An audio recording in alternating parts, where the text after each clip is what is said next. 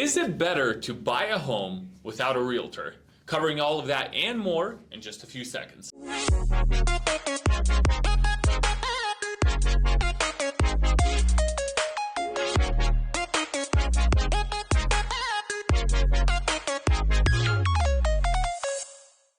Hey everybody, welcome back to the channel, or welcome to the channel if you're new here. My name is Andrey Gulyy and I'm a licensed agent here in the state of Washington, covering you for all of your real estate needs. So hit me up at the number below, and also go ahead and hit the subscribe button and the notification bell so that you can stay up to date on all the latest videos that I'll be putting out.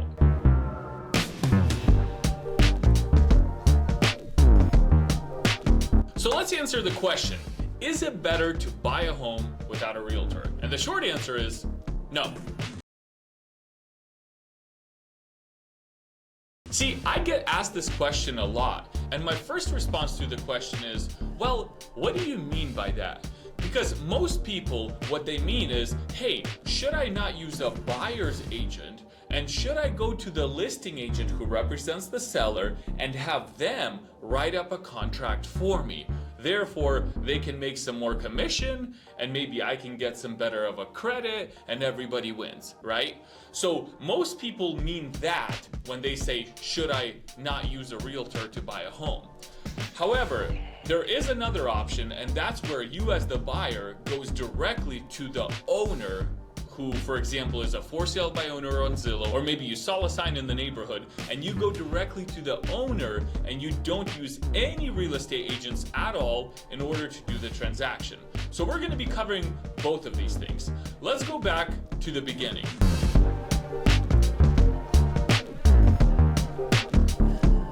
So the reason why it's not a good idea to go directly to the listing agent to have them represent you is because they represent the seller. Think about it this way. In the court of law, if you, for example, were the victim, right? Would you want the defense attorney representing you as well? No, because you know that they're looking out for their clients, the defendant's best interest. Same thing goes here. In the real estate world, I've heard countless of stories. One of them specifically, I know a gentleman, he bought a home from a builder during all the craziness of this market. And he did not use his agent. He went directly to the builder and the builder's agent. He had them write up a contract. He paid $25,000 in earnest money, which is the deposit that you give within 2 business days, and it goes as part of your down payment, right? He wrote them a check and he moved on with the transaction. Later on, as rates were going up, he realized that he no longer wanted the house. It wasn't as affordable, there were some delays because of the supply chain, and he wanted to back out. Well, what happened is the builder's agent wrote up the contract in such a way where that person, the buyer, lost their full deposit of $25,000. Oh, well, this blew my mind. And I don't know about you, but that's a lot of money to lose over a single transaction. I review contracts from builders all the time. They're usually different than the standard Northwest MLS contracts that most agents use. And I negotiate on your behalf, and I cross out those parts that state, hey, we're gonna waive earnest money.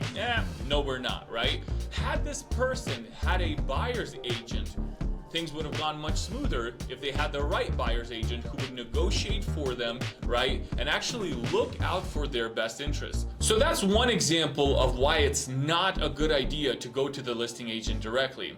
The buyer's agent will always look out for your best interests and represent your needs. And if you have a good buyer's agent, such as myself, they're going to be able to negotiate significant amounts on your behalf. Keep in mind that you as the buyer, in most cases, you don't pay the buyer's agent anything.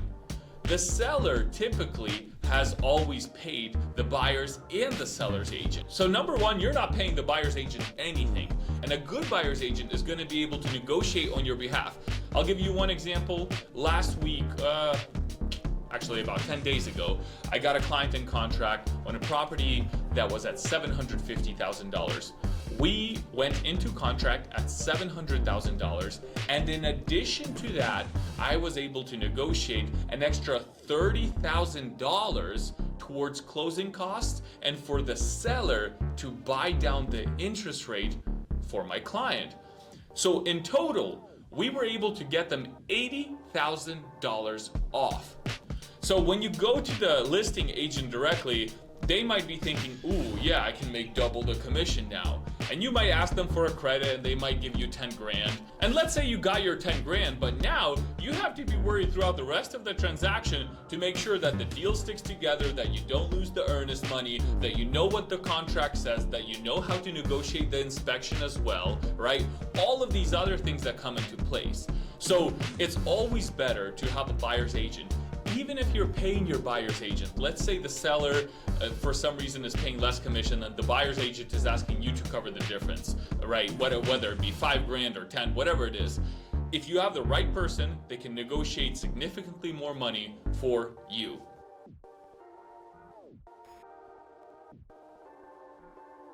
Now, besides negotiating purchase price and closing costs, there's negotiations that happen during the inspection, right? Understanding what the report says and knowing how to negotiate with the seller in addition to the credit that you got your client already. That's another thing that we have to look out for you as our client, right? And on top of that, whenever you buy a home, the lender will send out an appraiser who appraises the property. If the home does not appraise, you have to have somebody who can negotiate on your behalf and speak reason with the seller and the listing agent and having the seller come down in price.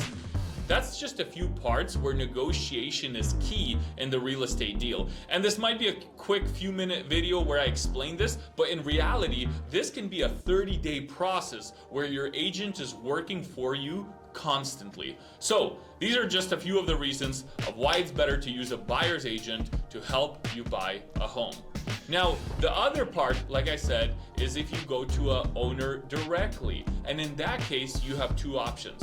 You can A, hire an attorney who you will still pay an X amount of dollars depending on the attorney that you have, and they will negotiate everything for you and make sure that you don't get screwed over, right? That's option one.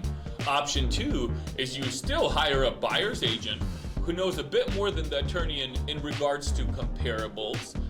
And why comparables are important is because if the seller who's selling by themselves, if they're at an unreasonable number, right? An attorney doesn't have access to the MLS, looking at comparable properties and speaking reason to the seller on why they should lower the property. An attorney knows contracts really well, but one thing I'll tell you is we have attorneys teach us everything they know.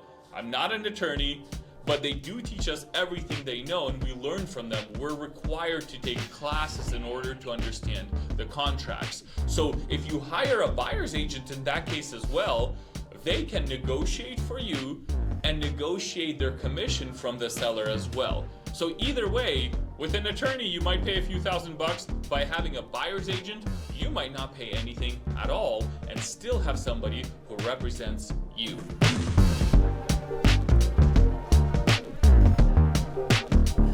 That's it for today's video, guys. Thank you so much for tuning in. Please don't forget to hit the subscribe button and the notification bell to stay up to date on all the latest videos that I'll be putting out. And also, go ahead and call me at the number below if you're looking to buy or sell a home anywhere in Washington State. Thank you.